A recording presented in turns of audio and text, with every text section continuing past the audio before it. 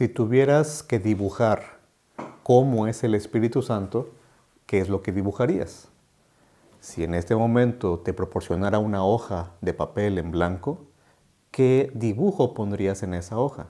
Recuerda, la encomienda es dibujar al Espíritu Santo. ¿Dibujarías una paloma?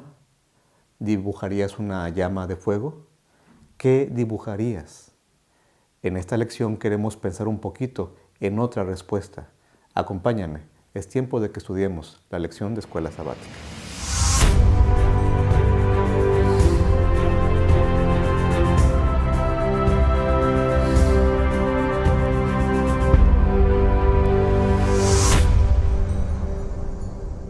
San Juan 14:26 dice lo siguiente: Mas el Consolador, el Espíritu Santo, a quien el Padre enviará en mi nombre, Él os enseñará todas las cosas y os recordará todas las cosas que yo os he dicho. Te doy la bienvenida al estudio de esta ocasión. Como lo estás notando, seguimos hablando del Espíritu Santo y es un privilegio hacerlo. Qué bueno que nos estás acompañando. Y empezamos con el versículo que la lección presenta como el versículo de memoria, porque creo que precisamente es un buen inicio para plantearnos la pregunta: ¿cómo es el Espíritu Santo? O seguir planteándonos también la pregunta: ¿quién es el Espíritu Santo? El autor de la lección nos dice que el Espíritu Santo tiene personalidad. Claro, no es invento de él, no es que solo el autor haya llegado a esta conclusión. La Biblia enseña que nuestro Dios, al igual que el Espíritu Santo, tienen personalidad. Vamos a tratar de definir un poco qué es eso de ser una persona o cuáles son las características de la personalidad. Yo sé que tú podrías tener una definición más amplia o proponernos una lista de características más específicas de lo que es la personalidad, pero ¿qué te parece si vemos 3 características que el mismo autor nos propone en el estudio de esta semana? El autor dice que una persona se distingue o se caracteriza por tener razonamiento, capacidad de razonar, ¿ok? La segunda característica sería también que tiene la capacidad de ejercer su voluntad, tiene voluntad, por eso es una persona, ejerce voluntad. Y una tercera característica sería que también tiene y expresa sentimientos. Allí están las 3 características: entendimiento, voluntad y también sentimientos. En la lección entonces encontramos varios pasajes, se nos presentan varios versículos en donde se demuestra que estas 3 características tienen algo en común. También son aplicables al Espíritu Santo.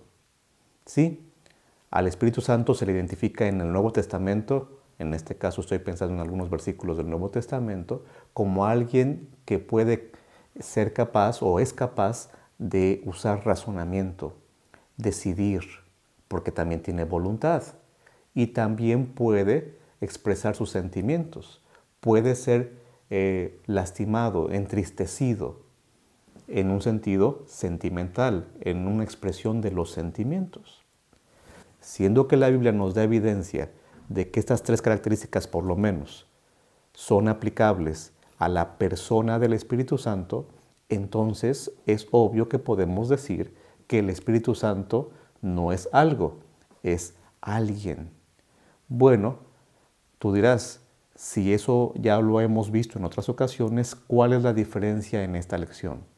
Bueno, la diferencia en esta lección es que queremos abundar sobre el asunto de lo que nos podríamos perder, de lo que podríamos dejar de aprovechar de la relación con el Espíritu Santo si seguimos viéndolo como algo, ya sea una paloma o una llama de fuego o como gotas de lluvia.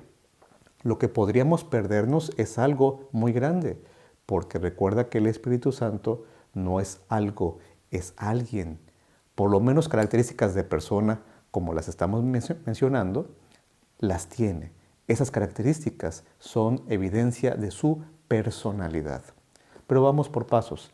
Quisiera darte un poco más de evidencia para que tengas base o mayor base bíblica y te ayude a entender mejor los pasajes que vamos a estar repasando durante esta semana, precisamente en el estudio de la lección.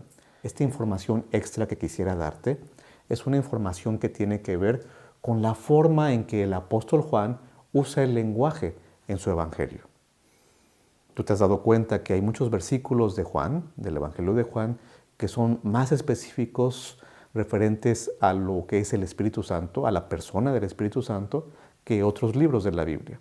Al apóstol Juan le encantó hablarnos del Espíritu Santo y él tiene versículos entonces muy útiles. Bueno, tomando como base el Evangelio de Juan, te propongo que mires la siguiente tabla. En esta tabla vamos a encontrar cómo usa él la palabra él o la palabra aquel. La palabra él o la palabra aquel. Bueno, si tú buscaras esta palabra en el Evangelio de Juan, vas a encontrar que la palabra él la usa 52 veces para referirse a una persona o a personas. 52 veces la palabra él o aquel, dependiendo del contexto, se usa para personas. Y solo 18 veces se usa para referirse a cosas. Por ejemplo, un día. En Juan puedes encontrar que se dice en aquel día o aquel día. Pero recuerda la cantidad, solamente 18 veces se usa para cosas. En cambio, 52 veces se usa para personas. ¿Por qué empecé con esta palabra? Porque precisamente Juan capítulo 14, versículo 26, que es el versículo de memoria, la usa. Él os enseñará todas las cosas, porque Él, en Juan, es una palabra favorita para referirse a personas, no a cosas. Déjame darte otro ejemplo. Seguimos con el Evangelio de Juan. Cuando Juan habla de la palabra espíritu, y vaya que esa palabra puede proporcionarnos o meternos un poquito en problemas si la tomamos literalmente como lo que significa, ¿cómo puede ser alguien una persona si me está diciendo que es espíritu? Bueno, déjame explicar un poquito cómo usa esta palabra Juan. La palabra espíritu se usa de 3 formas por lo menos en el Evangelio. 15 veces para referirse al Espíritu Santo. 5 veces para referirse a las facultades que el ser humano puede tener o cosas a las que puede aspirar. Por ejemplo, en Juan 3, Jesús le dijo a Nicodemo, el que es nacido del Espíritu, Espíritu es, o lo que es nacido del Espíritu, Espíritu es. En ese sentido también se usa la palabra Espíritu. ¿Y sabes cuántas veces se usa para traducirse como viento, que sería tal vez un sinónimo de espíritu, sobre todo en el lenguaje que usó Juan? Espíritu, sí, es como viento. ¿Sabes cuántas veces la usa así? Solamente una vez. Solamente en una ocasión la usa así. Si a Juan le hubiera parecido lo mismo entender espíritu que viento, una especie de energía o de fuerza que hace o produce efectos, entonces lo hubiera usado más en esa forma. Pero solamente una vez la usa para referirse al viento. Y la mayoría, como vimos, otra vez se refiere para personas, en especial para el Espíritu Santo. Una tercera palabra. ¿Qué te parece la palabra otro? Porque igual en el Evangelio de Juan, el apóstol registró las palabras de Cristo diciendo, Dios, mi Padre, va a enviar otro consolador. Otro consolador. No los voy a dejar solos, no los voy a dejar huérfanos. Vendrá otro consolador. Bueno, la palabra otro, ¿cómo es usada en el Evangelio de Juan? Fíjate en la tabla siguiente. La palabra otro se usa de la siguiente forma. 29 veces para referirse a personas. Y entre esas personas, Dios mismo, por cierto. Juan usa la palabra otro incluso para referirse a Dios Padre, como lo llamamos también.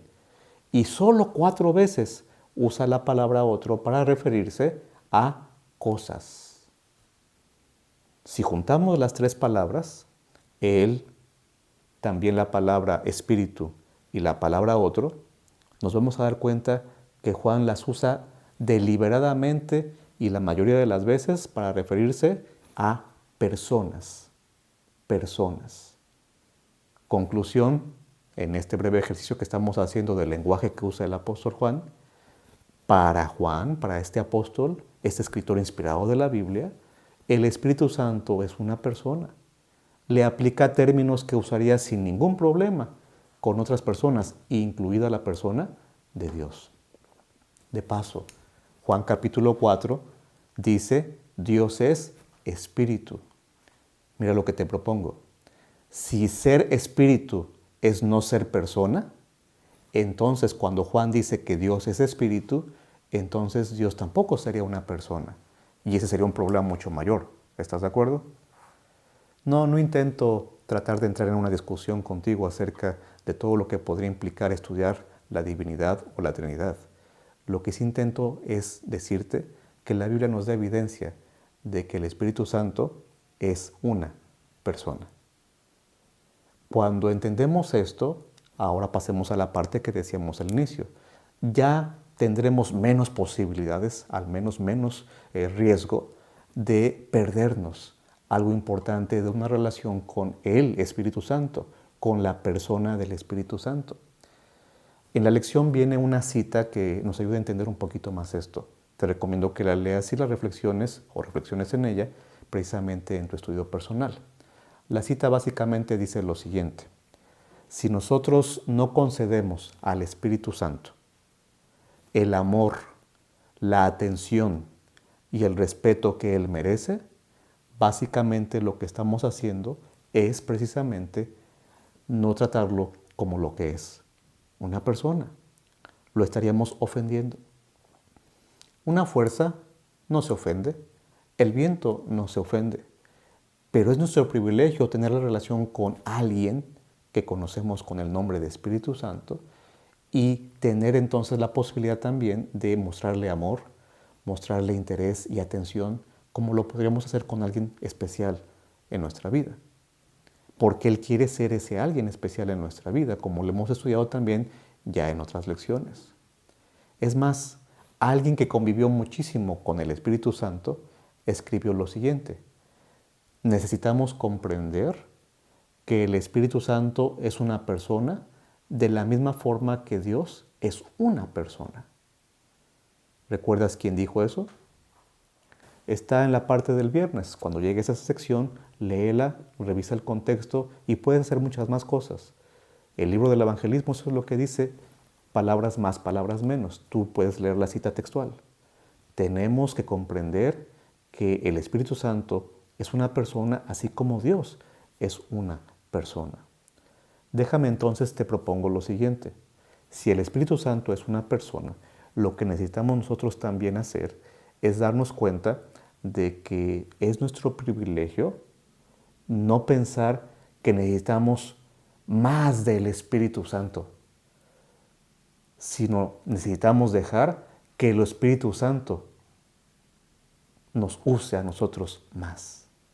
Nuestra pregunta, como también lo plantea la lección, no deberá ser ¿cómo le hago para tener más al Espíritu Santo? Sino ¿cómo hago para que el Espíritu Santo tenga más de mí? Esa es la gran pregunta. Si yo quiero usar algo en mi beneficio, en mi recorrido que llamamos vida cristiana, o si permitiré que ese alguien, que es el Espíritu Santo, podrá poseer mi vida, podrá estar en mi corazón, en mi mente y ayudarme a hacer las cosas como deberán ser. Esa es una gran diferencia entre poseer algo, desear algo o tener la relación con alguien que puede hacer y quiere hacer grandes cambios en tu vida y en la mía. Termino entonces con este ejemplo. Si tú tuvieras que reentender o leer con esto que estamos diciendo de nueva cuenta un versículo conocido de Corintios que dice: ¿o ignoráis que vosotros sois templo o templos del Espíritu Santo? ¿Cuál sería ahora la implicación? ¿No sabéis que vosotros, que tú y que yo somos templo del Espíritu Santo? ¿Cuál es la implicación ahora? No se trata de que entre algo a nuestra vida, de que venga una especie de energía y entre algo, esa energía que entre a nuestra vida. Se trata de que haya alguien con el cual convivimos en nuestra vida. Y si eso tiene implicaciones en nuestra forma de alimentarnos, en nuestra forma de cuidar nuestro organismo, es obvio que va a ser mucho más fácil que esos resultados sean positivos y efectivos si estamos viendo que esto lo va a producir la relación que tenemos con alguien, no porque va a entrar algo solamente a nuestra vida y que eso va a hacer una diferencia. Se trata de alguien, no de algo. Se trata de una persona que merece nuestra atención, que merece nuestro afecto, que merece nuestro interés. ¿Qué dibujaste en la hoja? ¿Una paloma? ¿Una llama de fuego? Te propongo que si tuvieras que tratar de ilustrar al Espíritu Santo, también pienses que una muy buena opción es dibujar a una persona. No conocemos su rostro, no sabemos exactamente cuánto mide, no sabemos características físicas realmente de él, pero características personales las tiene. Relaciónate con el Espíritu Santo. No pidas más de Él. Mejor, déjate ser guiado más por Él. Que Dios te bendiga. La próxima semana vamos a estudiar acerca de el derramamiento del Espíritu Santo. Te espero entonces para seguir estudiando.